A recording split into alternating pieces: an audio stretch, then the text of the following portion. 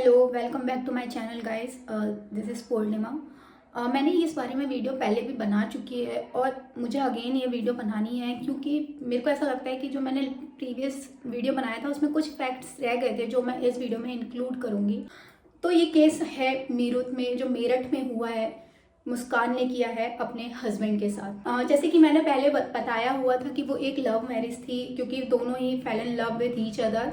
तो शुरुआत होती है मुस्कान का, मैं बैकग्राउंड थोड़ा सा यहाँ बताना चाहूँगी। वो एक वेल डूइंग फैमिली से थी और वो इस अच्छे स्कूल में पढ़ रही थी जहाँ पे वो बहुत सारी एक्टिविटी में पार्ट लेती थी। हाँ, वो पढ़ाई में उतनी अच्छी नहीं थी बट और अदर एक्टिविटीज़ जो होती हैं उसमें वो पार्ट लेती थी। इसी वजह से क्लासमेट है जो उसका साहिल, उससे भी मिली थी बट वो लोग बात नहीं करते थे आपस में। They were not friend, they were just classmate. But हाँ, वो दोनों सेम क्लास में पढ़ते थे तो दोनों एक दूसरे को जानते थे। 8th के बाद जो मुस्कान है उसका स्कूल चेंज हो जाता है। एम्बिशियस भी नहीं थी, उसके पास कोई गोल नहीं था, तो वो मतलब खुद कुल मिला के एक ना अलोन हो गई थी, अकेलापन होने लगा था क्योंकि फ्रेंड्स भी नहीं थे उसके। जो भी फ्रेंड्स थे वो पुराने ओल्ड स्कूल में ही थे जो कि वहीं छूट गए। बात आती कुछ सालों के बाद जब वो एक लड़के से मिलती है जिसका नाम था सौरभ राजपूत और he was really attract towards her. Somehow they got into contact with each other और दे स्टार्ट डेटिंग क्योंकि जो सौरभ थे वो मुस्कान से बहुत ही ज़्यादा प्यार करने लगे थे और वो उसे खोना नहीं चाहते थे। जो मुस्कान थी वो काइंडा इम्प्रेस भी हो गई बहुत ज़्यादा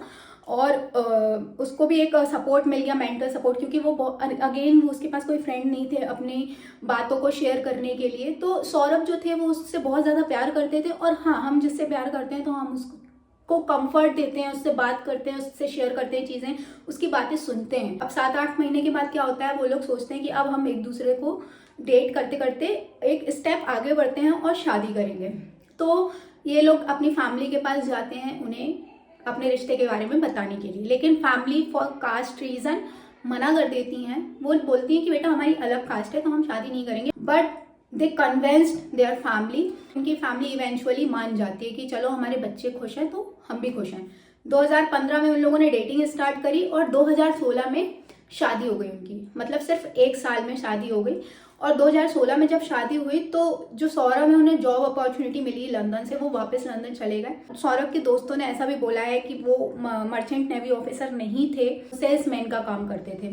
और सौरभ ने मुस्कान को ये बताया था कि वो एक मर्चेंट नेवी ऑफिसर हैं। अब वहाँ पे तो इनका हस्बैंड जॉब कर रहे हैं और वो अपनी फैमिली के लिए बहुत ज़्यादा मेहनत कर रहे हैं। यहाँ पे ये बहुत डिसअपॉइंट में, रेज में, गुस्से में पड़ी हुई है और ये अगेन लोनली फील कर रही है। इसको एक नोटिफिकेशन आता है ग्रुप का, व्हाट्सएप ग्रुप को ज्वाइन करने। जानते हैं कि हमारा नंबर अगर है किसी पर्टिकुलर व्यक्ति के पास जो हमारे स्कूल या प्रीवियस कॉलेज में है तो वो हमें कई बार कॉलेज ग्रुप ज्वाइन करने के लिए रिक्वेस्ट भेजते हैं और ये हमारे ऊपर डिपेंड करता है कि हमें उस ग्रुप को ज्वाइन करना है या नहीं करना है।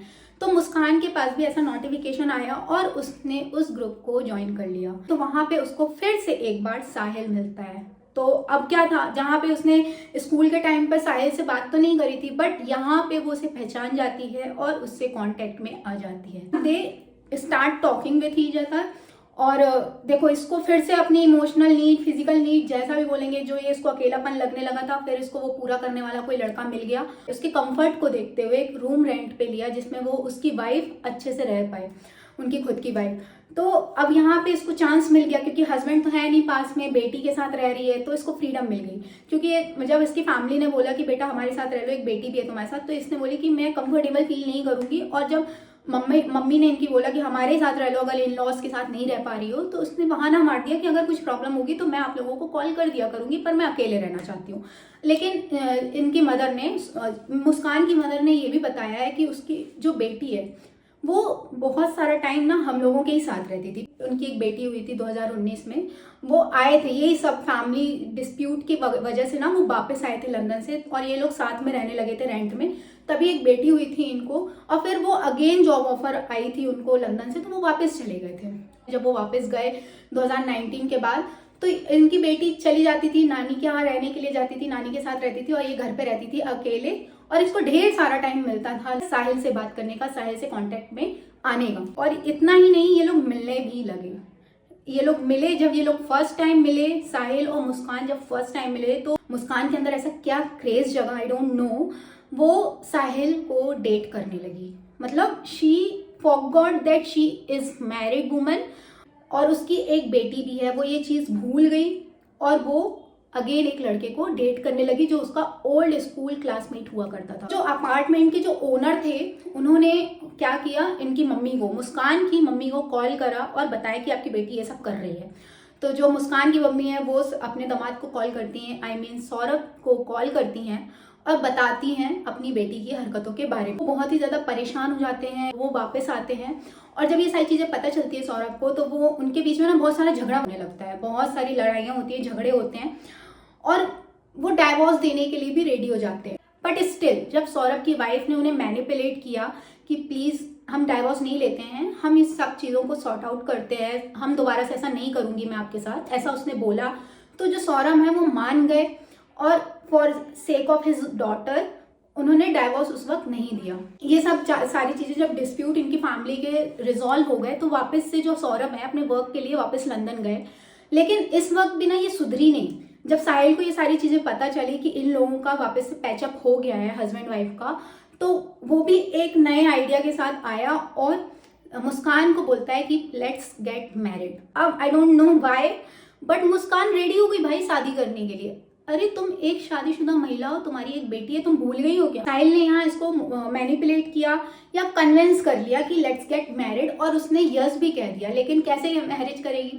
डाइवोर्स तो वो देना नहीं चाहती ना अपने हस्बैंड को, क्योंकि अगर उसने डाइवोर्स दिया तो वो बुरी दिखेगी सोसाइटी की नजरों में, जो वो नहीं चाहती थी। और साहिल, मुस्कान को तो पता है कि साहिल किस टाइप का है। एक्चुअली साहिल जो है वो बहुत ही ज्यादा ड्रग एडिक्ट है, वो बहुत ही ज्यादा गप फूकता है कहना चाहिए।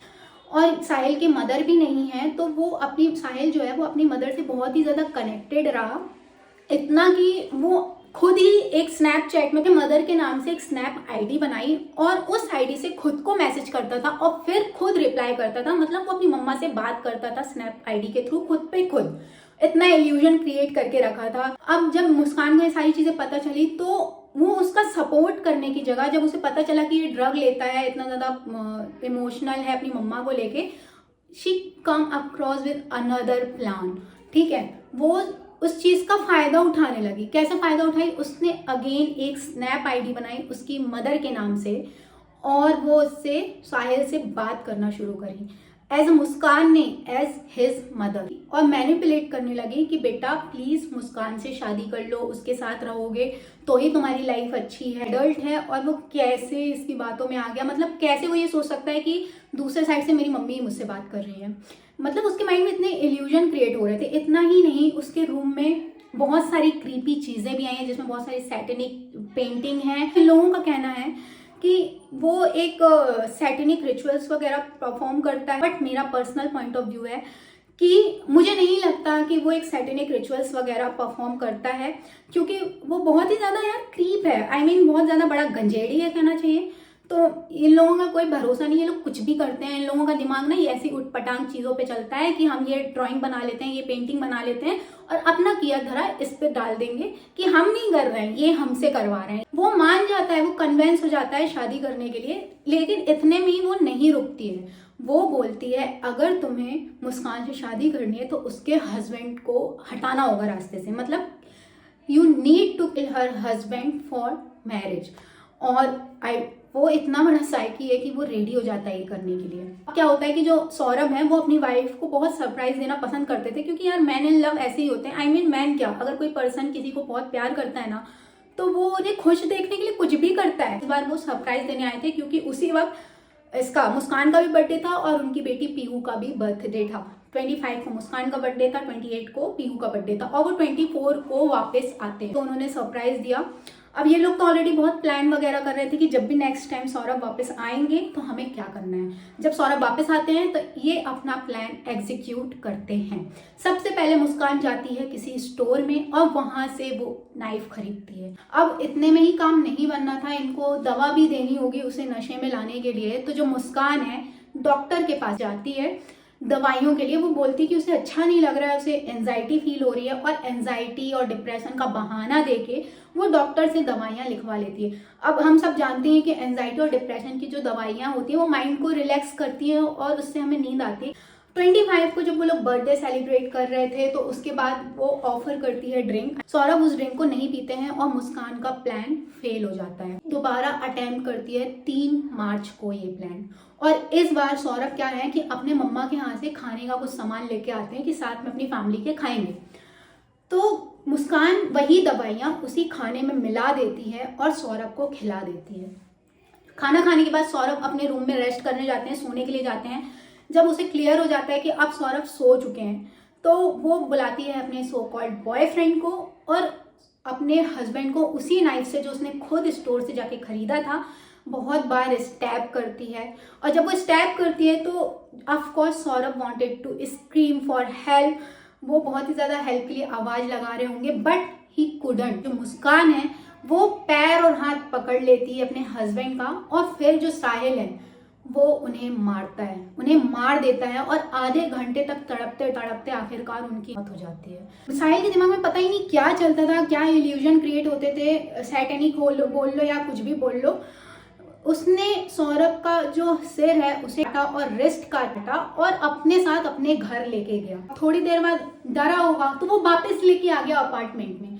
जब वापस लेके आ गया तो देवर पैनिक और फिर उन्होंने डिसाइड किया कि हम इस बॉडी के 15 टुकड़े करेंगे और यहाँ वहाँ फेंकेंगे तो किसी को पता नहीं चलेगा। साहिल ने ऐसा मुस्कान से बोला, लेकिन मुस्कान का दिमाग इतना चल रहा था, उसने बोला कि अगर हमने टुकड़े इधर उधर फेंके तो हम कैमरा में आ जाएंगे और बार बार अगर हम कैमरा में आए तो शक हम पे जाएगा। तो फिर उन लोगों ने ड्रम खरीदा, ड्रम को सीमेंट से भरा, उनकी बॉडी के 15 टुकड़े किए और उसी बॉडी को ड्रम में डाल के सीमेंट से डाल के सॉलिडिफाई कर दिया। अब मुस्कान अपने पड़ोस वाली आंटियों से या अपने अपार्टमेंट के और भी लोगों से, नेबर से ये बोलती कि मैं अपने हस्बैंड के साथ ट्रिप पे जा रही हूँ, और सौरभ बनके उनकी दीदी से बात करती है कि दीदी हम लोग जा रहे हैं मनाली शिमला घूमने के लिए ट्रिप में। और फिर ये चली जाती है अपने बॉयफ्रेंड के साथ ट्रिप पे और वहाँ पे वो बहुत इंजॉय करती हैं और 10-15 दिन के बाद वापस आते हैं। जब वो वापस आती है सडनली पता नहीं उसे क्या हिट होता है, वो अपने मदर को कॉल करती है, बोलती है पीहू से बात कराओ। पीहू से बात करने के बाद वो रोने लगती है और अपनी मम्मा से बात करती है रोते रोते। तो जो उनकी मम्मा है वो टेंस्ड हो जाती है क्योंकि इनकी और इनके हस्बैंड के बीच में लड़ाई झगड़े होते थे, लेकिन ये लोग की फैमिली इंटरफेयर नहीं करते थे, क्योंकि मैंने पहले भी कहा है कि ये लोग कितना भी लड़े झगड़े लेकिन बैठ के बातों को शॉर्ट आउट करके वापस से एक साथ रहते थे। तो इनकी फैमिली को लगा कि नॉर्मल झगड़ा हुआ है, थोड़ी देर के लिए मैं बुलाती हूँ, क्या मैटर हुआ है समझाऊंगी, फिर ये वापस चली जाएगी। तो इनकी मदर इनको बुलाती है, के घर आती है मुस्कान और गले लग के रोने लगती है। उनकी मम्मी को बहुत ज़्यादा टेंशन हो जाती है, वो पूछती कि क्या बात है बता। तो ये रोते रोते ढोंग मगरमच्छ के आंसू बहाते बहाते बोलती है कि सौरभ की फैमिली ने मेरे सामने सौरभ को मार दिया क्योंकि वो नहीं चाहते थे कि हम दोनों एक साथ रहें। तो सौरभ की जो मम्मी है ना, उन्हें बिल्कुल यकीन नहीं हुआ उनको, क्योंकि पता है अपनी बेटी की हरकतें। तो उन्होंने बोला कि तू इस टाइप की इतनी सीधी तो है नहीं कि अगर वो लोग तेरे हस्बैंड को कुछ कर रहे हैं, मार रहे हैं, पीट रहे हैं तो तूने चिल्लाया तक नहीं। कि पापा ने उनसे बोला कि बता जो सच है मैं तेरे ही साथ दूंगा। और पुलिस थाने लेके जाते हैं कि चलो अब जो भी बात होगी वहीं होगी, FIR लॉन्च करेंगे, जिसने जो किया है वहां पता चलेगा। तो ये प्रेशर में आके डर के मारे बता देती है कि हाँ मैंने और साहिल ने, जो मेरा बॉयफ्रेंड है, हम दोनों ने मिल के सौरभ को मारा है। जब ये पता चलता है तो ये दोनों बहुत शॉक्ड हो जाते हैं और तुरंत पुलिस को कॉल करते हैं। पुलिस आती है और मुस्कान को अरेस्ट कर लेती है। वो सारी चीज़ें उसने जो की है ना, लाइन बाय लाइन पुलिस को बताती है। फिर पुलिस साहिल को भी अरेस्ट करते हैं और जब अरेस्ट करने के लिए उसके घर पे जाते हैं तो इतना क्रीपी नज़ारा देखते हैं कि वॉल में पेंटिंग हो रखी है, घर पूरा बिखरा पड़ा है। पुलिस साहिल को और मुस्कान को अरेस्ट कर लेती तो मीडिया इंटरव्यू लेती है मुस्कान की फैमिली से और सौरभ की फैमिली से, जहां दोनों ही एक दूसरे को एलिगेशन लगा रहे हैं। लेकिन मुस्कान की फैमिली ने पहले ये भी बोला था कि मेरी बेटी को फांसी की सजा होनी चाहिए, वो बिल्कुल हकदार नहीं है जीवन के। मेरा दामाद बहुत अच्छा था लेकिन मेरी बेटी ही बेकार थी, वही बदतमीज थी। बहुत सारे रिपोर्ट के थ्रू ये भी बोला जा रहा है, बहुत सारे लोग जैसे जैसे केस आगे बढ़ता जा रहा है तो बहुत सारे लोग बोलते जा रहे हैं आगे आगे आके कि इसकी मदर है जो मुस्कान की, वो स्टेप मदर हैं और वो भी इस चीज़ में इन्वॉल्व थी और बहुत सारी चीज़ें ऐसी बोली जा रही हैं। अब ये मुझे नहीं पता कि ये कितनी सही है कितनी गलत है, क्योंकि इनका भी कोई सॉलिड प्रूफ नहीं मिला है। कोर्ट डिसाइड करेगा ये कि वो इन्वॉल्व थे या नहीं, कौन कौन इसमें इन्वॉल्व था और क्या सजा होगी। अब जब भी कोर्ट ये सारी चीज़ें अनाउंस करेंगे, जब भी वो बोलेंगे, जो भी आता है, तो मैं कम्युनिटी पोस्ट पे इसका अपडेट दे दूंगी इस केस का। तब तक के लिए ये केस को हम यहीं पर रेस्ट देते हैं मेरी तरफ से तो, और pray for justice. I really hope कि ये केस ऐसे ही मिट्टी में ना मिल जाए हर केस की तरह। थैंक यू फॉर वॉचिंग और please guys support me and bye. Radhe Radhe.